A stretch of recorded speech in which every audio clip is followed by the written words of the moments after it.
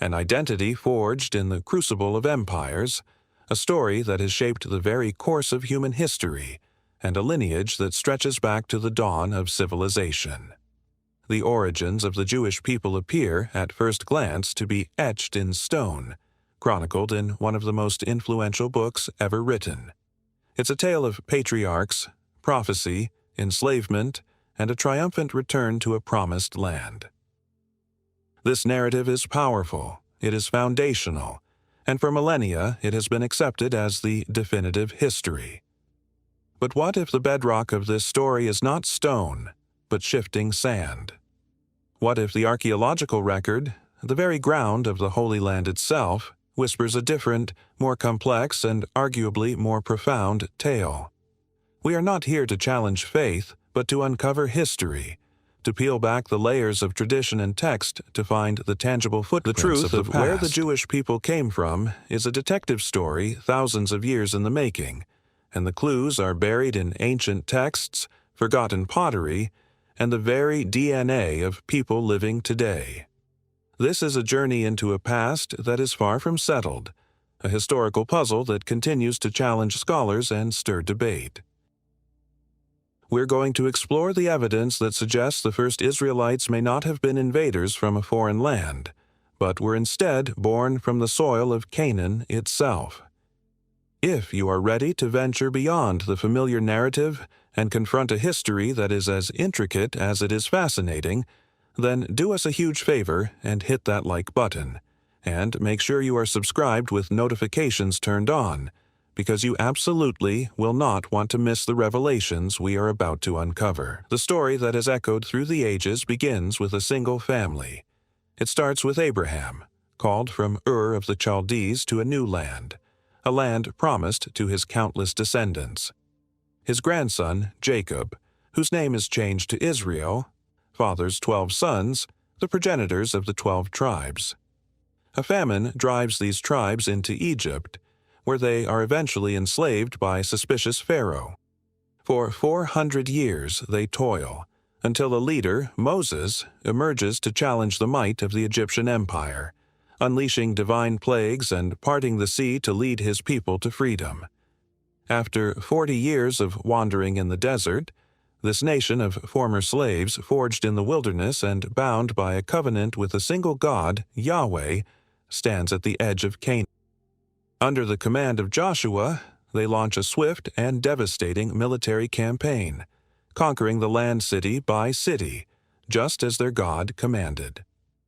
This is the traditional narrative, a powerful story of exodus and conquest that establishes the Israelites as a people set apart, arriving from outside to claim their divine inheritance. For centuries, this was not just a story of faith, it was treated as a literal historical account. But when archaeologists began to systematically excavate the lands of the Bible in the 20th century, they expected to find clear, indisputable evidence of this epic chain of events. They expected to find the remnants of Egyptian encampments in the Sinai, the scorched ruins of conquered Canaanite cities like Jericho and Ai, and a distinct material culture left behind by these foreign invaders. What they found, or rather, what they failed to find, sent shockwaves through the worlds of biblical scholarship and archaeology. The silence from the Sinai desert was deafening. Despite extensive surveys, archaeologists have found no evidence for the movement of millions of people. The biblical text suggests over 600,000 men, which would imply a total population of 2 to 3 million, through this arid landscape for a period of 40 years. No massive campsites, no Hebrew pottery, no artifacts. The logistics of sustaining such a multitude in that environment would have been staggering, and yet they left no trace. Then there was the problem of the conquest itself. The city of Jericho, whose walls famously came tumbling down, was excavated by the renowned archaeologist Kathleen Kenyon. She discovered that during the time of the supposed Israelite invasion in the Late Bronze Age, around 1400 to 1200 BCE, Jericho was a small, unwalled settlement and possibly uninhabited. The massive walls that had been found belonged to a much earlier period, thousands of years before Joshua could have arrived.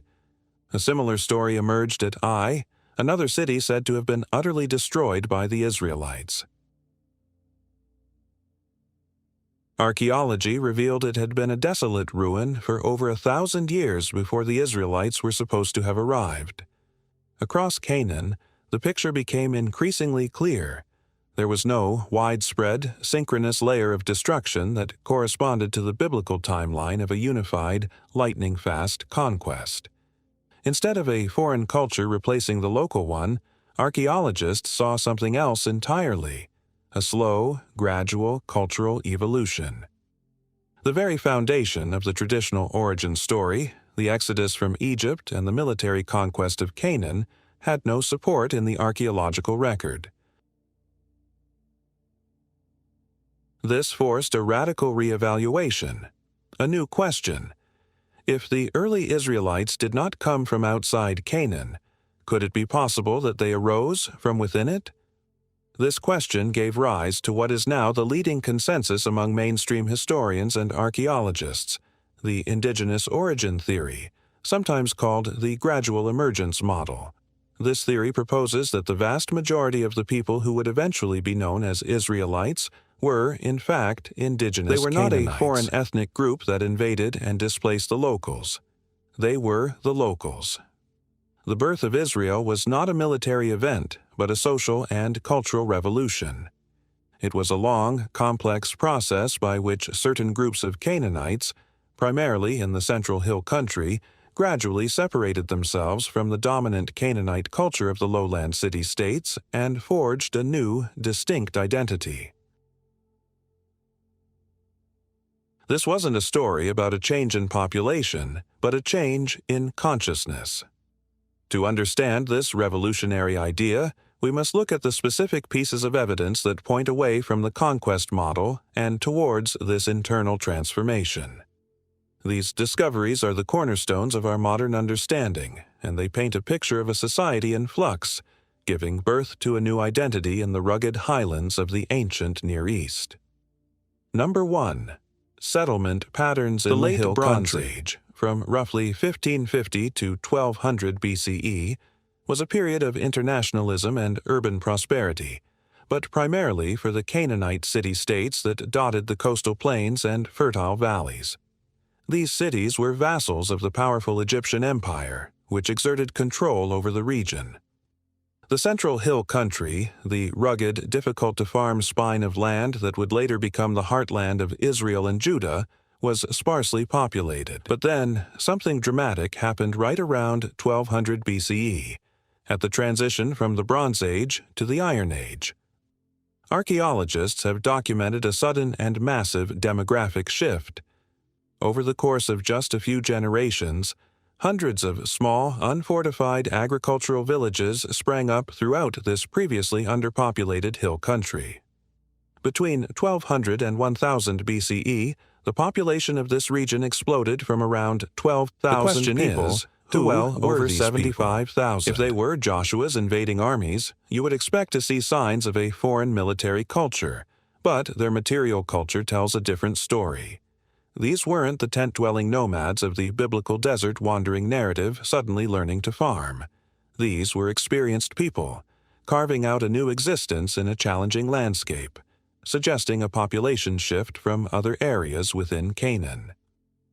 Many scholars believe these settlers were a mix of pastoralists transitioning to a sedentary life and, perhaps more significantly, refugees or social dropouts from the collapsing Canaanite city-state system of the lowlands, which was under immense pressure from internal strife and the decline of Egyptian imperial control. They were moving to the frontier, to the margins of society, to create a new, more egalitarian way of life away from the hierarchical and often oppressive rule of the Canaanite kings. Number 2. Continuity of Canaanite culture. When you excavate these new Iron Age Hill country villages, the artifacts you find are not Egyptian, Mesopotamian, or from some unknown foreign culture. They are distinctly Canaanite. The pottery, known as collared rim jars, which were once thought to be a unique Israelite invention, are now understood to be a natural development of earlier Canaanite pottery forms. The basic tools, the architectural styles, all point to a direct continuity with the local Canaanite material culture of the late Bronze Age. The most common house design found in these settlements is the four-room house, so named for its typical layout. For a long time, this was considered the quintessential Israelite house, proof of their unique identity. However, earlier prototypes and variations of this design have now been found in Canaanite contexts, suggesting it was not an import but a local adaptation, perfectly suited for the Highland family's agrarian lifestyle, combining living quarters with space for animals and storage. So, if their pots, their houses, and their tools were all Canaanite, what made them different? One fascinating clue lies in what archaeologists didn't find: pig bones. In the excavated Canaanite cities of the plains, and in settlements of other neighboring peoples like the Philistines, pig bones are common. But in these new highland settlements, they are virtually absent. This dietary distinction appears to be a deliberate choice, an early marker of a budding, unique identity. A conscious effort to be different from their neighbors, a cultural boundary being drawn. This wasn't about ethnicity as we understand it today. It was about affiliation and ideology. These people were signaling, through their everyday choices, that they were no longer part of the lowland Canaanite system. They were something new. Number 3. The Merneptah Stele. For a long time, the entire debate about Israel's origins was confined to the biblical text and the archaeological record within Canaan. Then, in 1896, a discovery in Egypt provided the first ever mention of the name Israel in any text outside of the Bible. In the Temple of Pharaoh Merneptah in Thebes, archaeologist Flinders Petrie found a massive granite slab, a stele, celebrating the pharaoh's military victories in a campaign into Canaan. The victory around the year 1208 the various peoples BCE. And cities Merneptah claims to have defeated: Ashkelon, Gezer, Yanoam. And then it includes a crucial line: Israel is laid waste, its seed is no more. The significance of this cannot be overstated. It confirms that a group known as Israel existed in Canaan at the end of the 13th century BCE. But the way the Egyptian scribes wrote the name is even more revealing. For the cities like Ashkelon and Gezer, they used a hieroglyphic determinative that meant a city-state or political entity. But for Israel, they used a different determinative, one that signified a people or tribal group, not a settled kingdom or city. This perfectly matches the archaeological picture. At this exact time, Israel was not a centralized state capable of conquering a land, but a collection of tribes and peoples living in the hill country.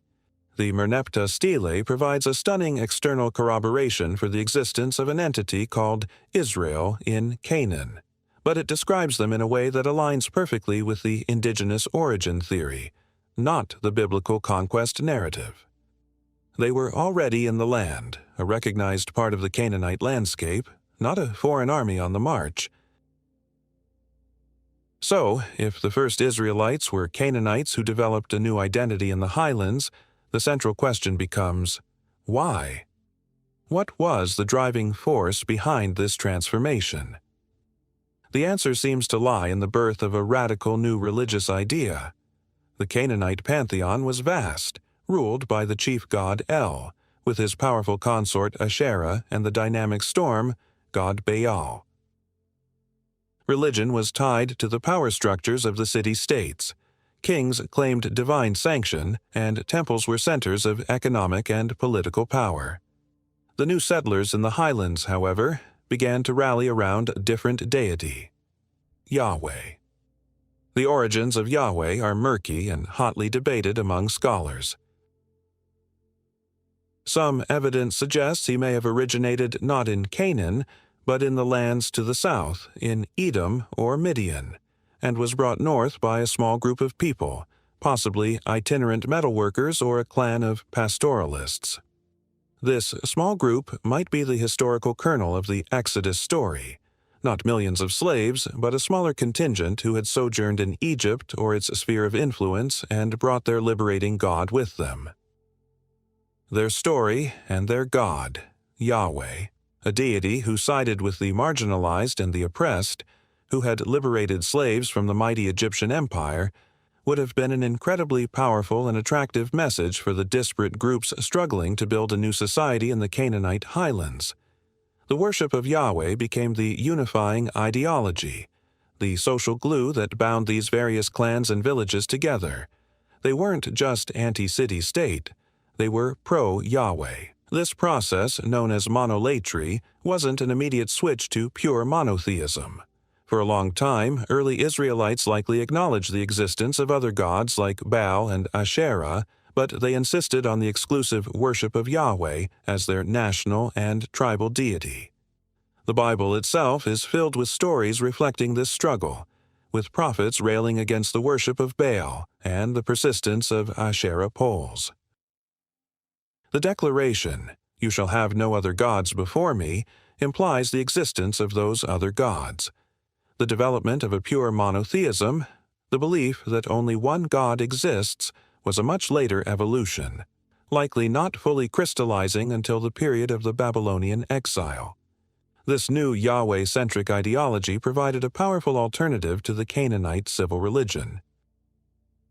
It created a shared identity based not on shared genetics or a common king, but on a shared covenant with a single, unifying God. This was the true Israelite revolution, a social and religious movement that redefined a people from within.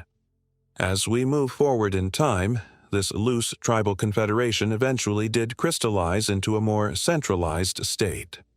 The biblical narrative speaks of the united monarchy under the legendary kings Saul, David, and Solomon. Archaeologically, the evidence for a grand, unified empire ruling from Jerusalem on the scale described in the Bible is scant. Jerusalem in the 10th century BCE appears to have been a modest highland town, not the capital of a vast empire. However, it's clear that states did emerge. By the 9th century BCE, we have clear archaeological and textual evidence for two distinct kingdoms: the northern, more prosperous kingdom of Israel, with its capital at Samaria, and the smaller, more isolated southern kingdom of Judah, with its capital at Jerusalem. It was in these kingdoms that the Yahwist identity was further developed and institutionalized. Scribes in the royal courts began to compile the stories, laws, and traditions that would eventually form the Hebrew Bible. They retroactively applied their later monotheistic worldview to the past, weaving the disparate origin stories of the various tribes into a single, unified national epic, the story of the patriarchs, the Exodus, and the conquest. This was not a cynical fabrication, but a foundational act of identity creation, explaining who they were and their relationship to their God and their land.